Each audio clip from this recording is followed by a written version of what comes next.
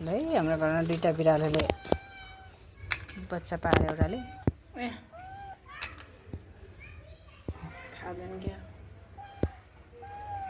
त्यसले बच्चालाई दिए क्या खाओस् अरे उसले नखाएर बच्चालाई खाउँछ नि बच्चा नखाएर नि त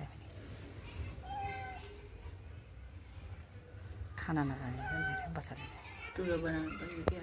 होइन तामचुल बनाएर दिन्छ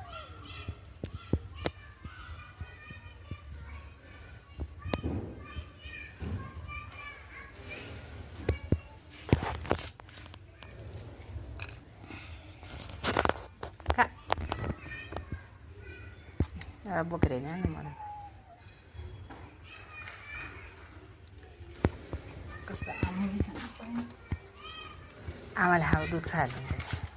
त्यो खाना नसकेर त्यसलाई नि त्यस धुलो पार्दैन